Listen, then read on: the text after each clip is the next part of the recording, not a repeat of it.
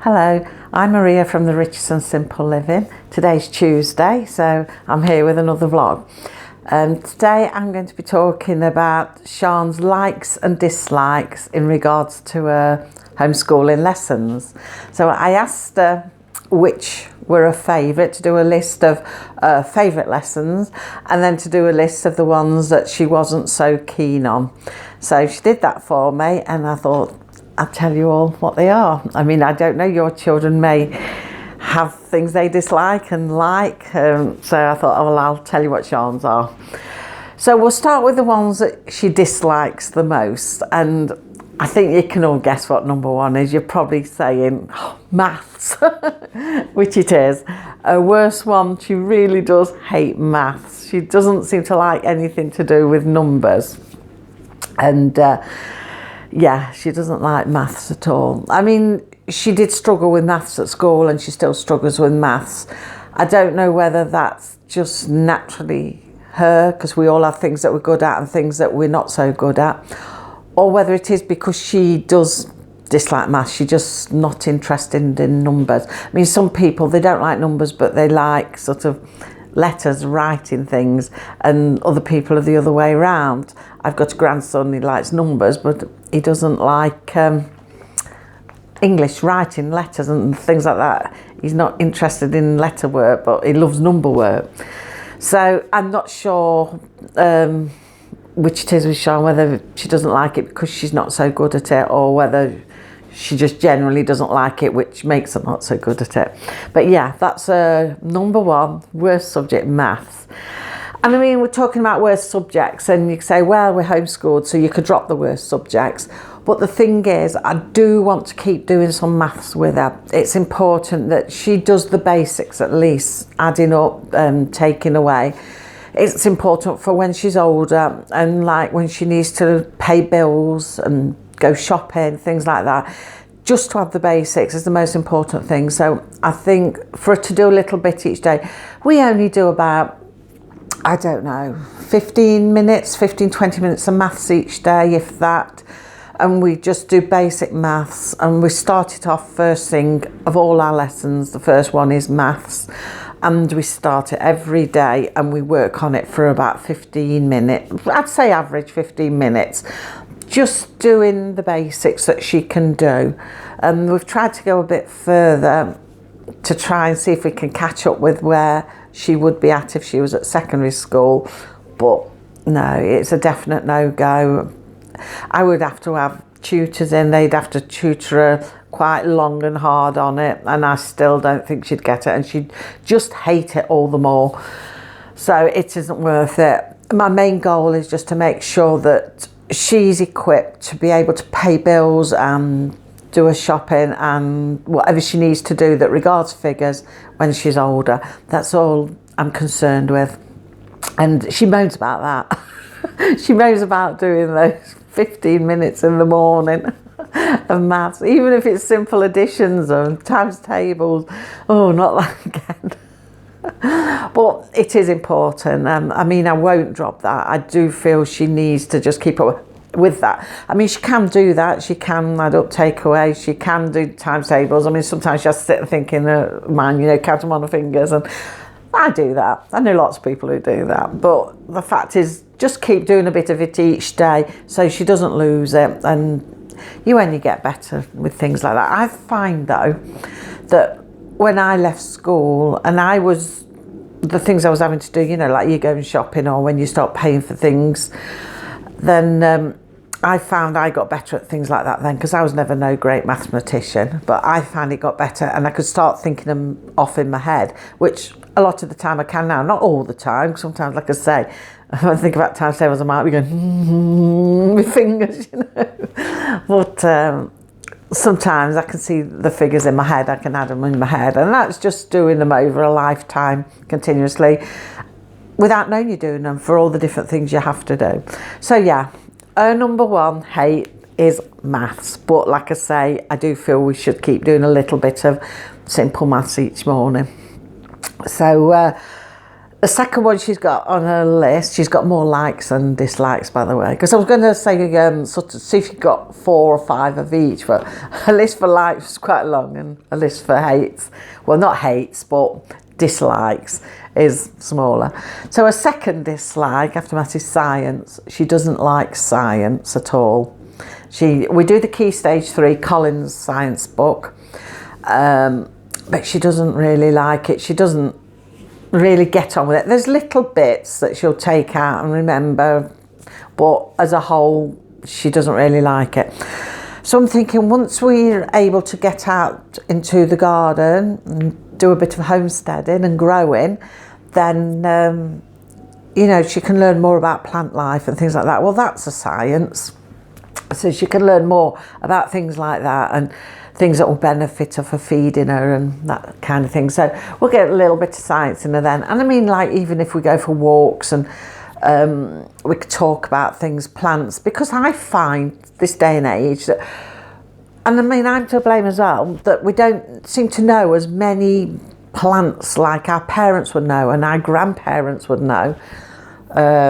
Maybe in your case it'd be great-grandparents, because obviously I'm older than a lot of you.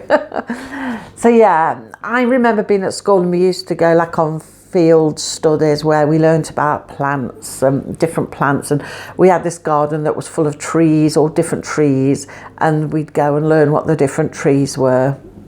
And even wildlife, like birds, there'd be lots of wildlife in there because it was fields and they encouraged the wildlife, and you know, all your bees and everything like that. They had the gardens for that. And we learnt about it. We'd go out on a lesson and we'd sit out under the trees with a paper writing about things like that. And they don't really do things like that now. So I'm thinking to myself, well, she doesn't like maths. She doesn't like sitting at a book and learning, because her maths books, the Collins maths books, is like biology, science and chemistry all in one booklet. Very good books, don't get me wrong, they're brilliant books. If your child is doing science and likes science, they're really great books and I do recommend them. But Sian just doesn't like science like that. So I'm thinking once we've done away with the book, she doesn't mind finishing the book, because luckily, as I've showed you before, it's modules and questions based on the modules, so she can look up things if she's, you know, not sure about them. So we can whiz through the book like that. But she's not retaining it because she's not interested. So I was thinking maybe I'll go back to old school methods of walking and talking and identifying things and that sort of thing, you know. I want to go more back to basics like that. And that'll be her way of doing science in an enjoyable way without even knowing she's doing it. So, and like I say, out when we get growing things outside. Not at the moment though, because we're having gale force winds. So yeah, that's her second dislike, is science. Now she's got 2 what she calls half and halves of dislike. So the third one on her list, she's actually wrote the rest of geography, because she's done a part of geography she does like. So we're splitting geography in 2. She dislikes geography in the sense of anything that hasn't got anything to do with countries. She doesn't like doing all the weather formations or, you know, all your earthquakes and all that kind of thing. Anything to do with geography that isn't countries. So I haven't got the book to hand, so I can't flick through and give you an example. But, you know, like all your weathering systems and all that kind of thing. So all your geography stuff that doesn't involve countries, she doesn't like. She's no interest in it. She doesn't like it. She doesn't enjoy it. But we do the Collins geography book, as you know, and that is mixed. So it covers all geography, countries, and all your soil erosions and weathering systems, that kind of thing. So she's doing it both all in the book, but she's segregated what she likes and what she doesn't like. But although she's doing the whole book. So we're right at the end of that book now. We'll probably take us to the end of July. If there's any left on it, it'll only be for the first few weeks of September. But yeah, that's what she doesn't like, is the rest of geography. She's no interest in it. Well, they're the sort of things that you can watch a documentary on. She doesn't mind sitting down, mind watching a documentary on, say, earthquakes, things like that, volcanic eruptions. She'll ask questions about that, you can tell her. She doesn't need to sit and do it in a book, really. And she doesn't enjoy doing it in a book. So talking about it, things like that, is a lot better for her. So when we take up geography, again, what I'm thinking of doing it is, for Sian, is in a way of countries.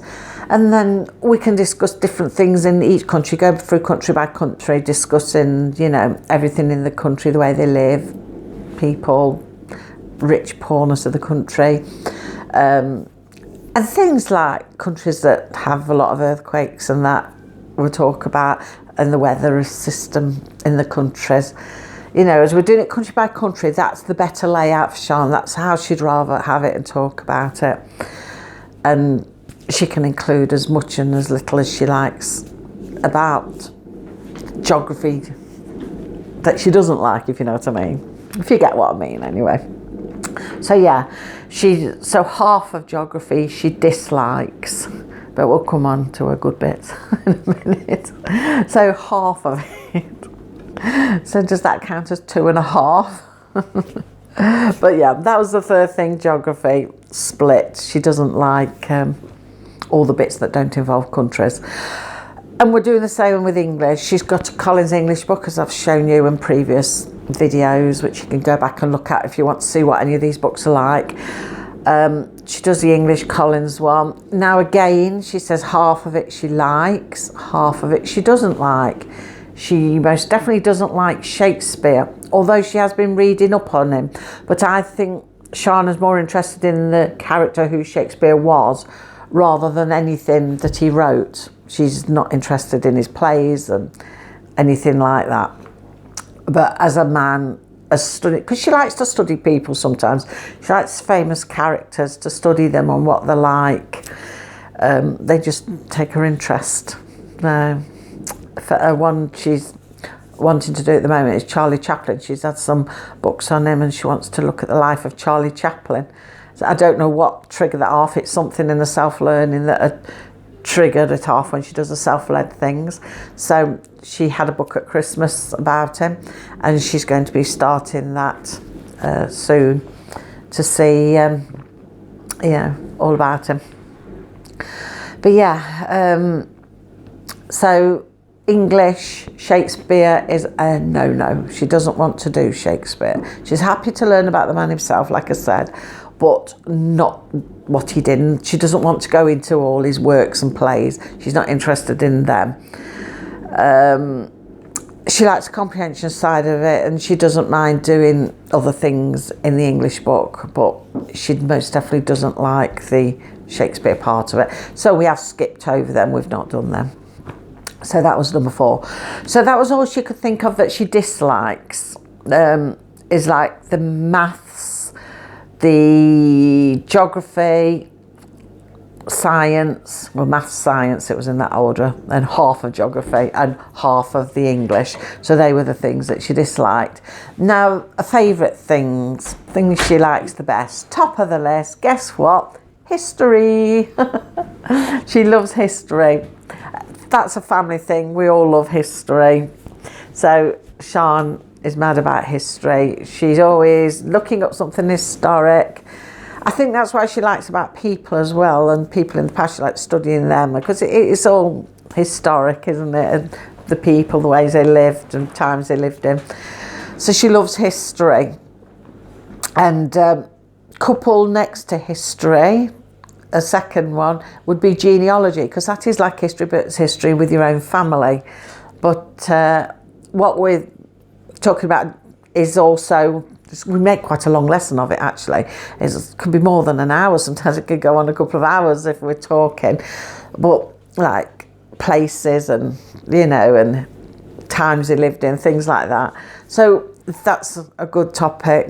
She likes genealogy. She's really taken to that. We can only work through 2 family members at a time, otherwise it'll take a whole day doing. But we've got 2 family members at a time, because we go into everything about them and we bring up the genealogies and records and things like that. So, and she loves doing that. So A second favourite is Genealogy. A third favourite, like I say, she's got more favourites than non-favourites. A third favourite is art. She loves doing art, and she's drawing like anime type characters at the moment. Oh, and she's right here, and she wants me to show you some things we're talking about it. She's been doing some just in her own time. Oops, sorry. She's been doing these little characters. I said, who are they? She says, nobody in particular. It's a bit flopsy. Sorry, my hand's in the way. And another one there. And she's been sat doing one this morning. I mean, it's half term for her at the moment, but this morning she's been doing, was it that one you did? It was this one she did this morning. After breakfast, she just sat at the table doing this one. And then after that, when she'd finished it, she got a coin collection out, and she was sorting all different country coins into a collector's book. So although it's half term, she's still doing educational things. So I've lost a list. Where have I put your list, Sean? It fell off the table. You have to excuse me, I got to pick a list up. Where's it gone? Oh dear. Oh, thank you, Sean. She spotted it. I don't know what Cass is barking at. I wafted the list away. Right, so what were we talking about then? Your art, yes. So history's a first favourite, top favourite. Genealogy is second top favourite, or they might even be tied. Then it's her artwork. Then she's got German. For a fourth, she got German. She loves doing German, and like I showed you the other week, she's doing some in a self-led time. She's got this Duolingo course going on a phone, some app, and she's learning languages from that. I believe that Lisa's learning one as well, isn't she? Welsh. She's doing Welsh on hers. So, yeah, she's enjoying that, and she enjoys her workbooks as well. Yes, Sean? One of my family members doing it. Oh, you got another family member doing it. What language is she doing? Spanish. Oh, she's doing Spanish. So I've got a granddaughter doing Spanish as well, using the Duo language course. So it's quite a good course. And yeah. So anyway, Sian, she loves a German. Is it CGP book? Get it the right way round, I think. We're using them books for a German. She's got a few more pages left, and that one will finish probably before Easter. But what I might do is download some Twinkle German to last her through till she breaks up for Easter. And then after the Easter break, we're going to start the other book that we've got, and that's got downloadable audio language thing with it. I'm not quite sure how that will work yet, but we'll do it, and when I know, I'll let you know what that's like when the time comes. So yeah, so German's a number 4 favourite. And then she's got 2 halves again. As you can guess, it's the other half of geography, which is the countryside of it. She loves doing the countries and like about the people who live in there, the work they do, what the areas are like, all that kind of thing. So she does enjoy that geography. And luckily, like I say, the Collins geography book we use is mixed anyway. So she gets like countries every so often, and then she has to go on to stuff she doesn't like so much. But, you know, she does it and enjoys the one bits she likes anyway. So, yeah. And then the other half one is the English. She likes doing English, she likes doing comprehension. And like we've said before in the past about comprehension, they're like little snippets of information that can lead you on to something that your child is interested in. And me and Sean were saying it this morning. Which was it you said this morning? Olympics, wasn't it? She did an Olympics one, and that sparked her interest with the Olympics because she'd been reading up on some Olympics information, and she's been following the Olympics, so she liked that one. So you quite often find, I think they're brilliant for that. I mean, they're simple and they're straightforward, but I think they're brilliant just for finding little subjects that you can look into. They make great little topics, or you know, doing a full study on. So that it's great for that. So every week we have one English lesson where we download comprehension sheets, and she does some of them, and they're all varied, all about different things. I have actually got one on earthquakes in there, and I noticed she hasn't picked that one. It's still in the folder, because I download quite a few, put them in the folder, and she looks through and picks which one she wants to do that week. So the earthquake one is still in there. Volcanoes, earthquakes, I can't remember which it was, but I do look at her every time. I thought she hadn't picked that one yet. So yeah, she likes that. She likes doing the word searches as well. We do them as part of English. We always do them on a Friday morning, because we don't have so longer lessons on a Friday morning, because today's quite often when we go off to do other things. So she does a history and she does word searches, and she starts with the maths and reading, of course. And she likes her reading as well. That's quite good. Well, we'll talk about that in a minute. So I'll tell you about the book that we just finished reading. So yeah, so some English she likes, like I say, the comprehension sheets, the word searches. She likes writing stories as well in English. So she likes all that kind of English. It's really just Shakespeare. Or if you get comprehension where it gives you authors, things like Tom Sawyer. She wasn't so keen on the Tom Sawyer one she did. But yeah, that was in a Collins English book. So yeah, there are favourites and not so favourites. So her favourites were history, half of geography, art, German, genealogy, and half of English. So she got 6 favourites. And of course she enjoys reading. She enjoys that anyway. The one a not so favourite was, well, she actually dislikes maths, and half of the geography she's not so keen on. She doesn't really like science, and half of the English, like Shakespeare, as I've just said. So there are likes and her dislikes. Now at the moment, because we follow the Key Stage 3 books, I know you can drop them any time and that, but we're not so intensely hateful of them that we feel that we'll just chuck them away. We'll continue with them, because like I say, a lot of them are going to finish now, the end of year 8. So we're going to devise a new curriculum of our own making for year 9. And even if some of the books are still going, there won't be much left of them. They'll definitely be done before Christmas. So we'll alter it around and put our own lessons and discuss what we want to do and do it our own way. But we'll tell you all about that when the time comes nearer. Yes, Sean, are you waiting to say something? No. Oh, she stood by me and I thought she was going to have an input. So yeah, that is that. Now, we'll just have a quick talk actually about the book. I said I'd give you a review on The Dog's Journey, how we found that book. Did you like that book, Sean? Yes, we did. We enjoyed that book. I enjoyed it. I mean, it's like I said about the first one, The Dog's Purpose, wasn't it, the first one?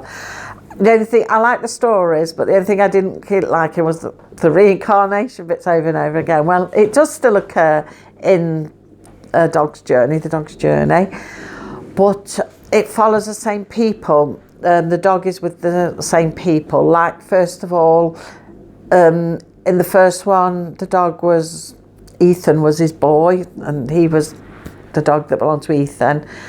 And did you find him at the beginning of number 2, or was Ethan dead at the beginning of Dog's Journey? The Dog's Journey, Ethan's dead, and his purpose is to protect CJ. CJ, that was it. So in the book, in number 2, like Sean just said, Ethan had died, and the dog came back, didn't know why he'd come back, then realised it met up with CJ, who was like Ethan's step-granddaughter, wasn't it?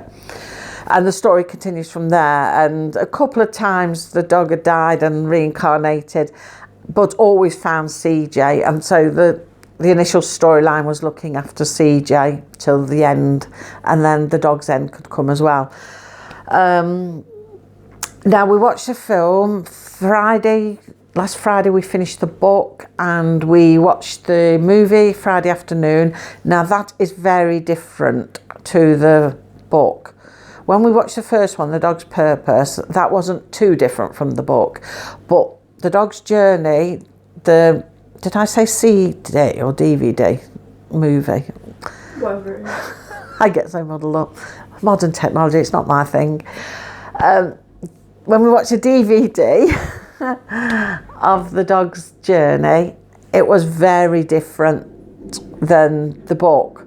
The book, a story about CJ in the book is she's a troubled child and mum really neglects her. Mum's more looking after herself because her father had died in an accident when she was young. She'd left her money, but the mum spent it, and the mum sort of always had different gentleman friends who were well off. So I think she was always pursuing like a career in the limelight type of thing. But CJ got left to look after herself a lot at home, and she developed eating disorders, and this is in the book. It affected her life. It damaged her in the end. It damaged her kidneys, and she'd got this friend called Trent who was a lifelong friend, and in the end they realised that they were more than friends because he'd always stuck by her, and she'd had some bad boyfriends, one in particular who was a bit violent towards her and got her in trouble. So in the end they got this, Trent and her actually got together and got married, but they couldn't have children because she damaged her kidneys and done herself a lot of harm through having this eating disorder. And but then what was in the book, Trent died, didn't he, eventually? Yeah. And CJ died in it as well. Yeah. And Gloria. Gloria died, her mum Gloria. I'm trying to muddle it up with the film. Gloria, mum had died. So everybody had died and left her in the end. And she died in the end. And then the dog was reborn once more. Once more than it should have been. Yeah, but that was at what's its end, CJ's end, wasn't it? Yeah, but it was reborn again in the film. He wasn't reborn again. No, that's what I'm saying. He was reborn last time around to work in a hospital where he looked after patients. They sit with them and keep them calm in the last day sort of thing. And that's where he met up with CJ again. She came to help in the hospital. Well, first of all, her mum was in there, and that's when he met her and was all friendly with her because he knew who she was, but she didn't obviously know who the dog was. And then she came to volunteer in the hospital, and the dog stuck by her side. But then when she died, he realised it was there for a purpose to look after other people until he died. And then when he died, he actually wasn't reborn again, and he went off to a paradise where all of the characters from the first book and the second book were waiting for him, except for Gloria, who was the baddie in it. And but in the movie, it was very different. It was a lot calmer. It wasn't so dramatic. I don't think she'd got eating disorders, had she, in the movie? None of them had died, no. Ethan died in that one, though. Yeah, Ethan died at the end as a very old man, but she went back to visit her grandparents. She spent time with her grandparents. She married Trent. Her and Trent had a child. They had a child, a little boy, and they lived a really happy life. And Gloria became nice. Oh yeah, her mum Gloria regretted her life and had counselling, and they became friends again, and she joined back in with family life. And yeah, so it was very different. It was a much calmer, more happy ending, happy feel of the film rather than the book. The book was a bit more stronger, you know, and very different. A bit more dramatic. Yeah, it was dramatic. So I don't know whether the reason for that is because the film is EU and small children can watch it, and it's got that feel-good factor about it, and it's nice with the puppies and that, and they wouldn't want to show bad things in it. It certainly doesn't show nothing about the bad time she had with the first boyfriend, who there's some violent parts in the book. So whether the book's designed more for older reading and the film was to incorporate younger viewers, I don't know if that's the reason why, but you know, it would certainly work like that. But yeah, he enjoyed it. That was good. Do you just want to pass your book down, Sean? It's on the Monday box, so we can just show what you're going to read next. Because we went through the book box where we put all the books that we picked at the start of the school year. And this is the one we're going to be starting next week. We're back to good old Jacqueline Wilson, Girls Under Pressure. So I said to Sian, just pick the book out of the box that you want to read next.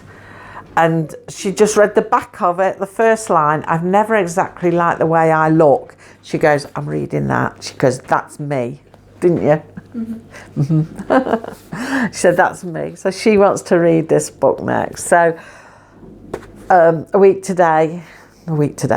on Monday, we're going to be starting this book. And we'll let you know when we've done it, how that one goes. Oh, thank you, Sian. So yeah, that's the book review and what we're doing next. Sian's dislikes and likes with the lessons. And I think that's it for this week. As you know, we're not doing Friday videos at the moment. So we'll see you again now next Tuesday. So until then, take care everybody, and we'll see you next Tuesday. Bye.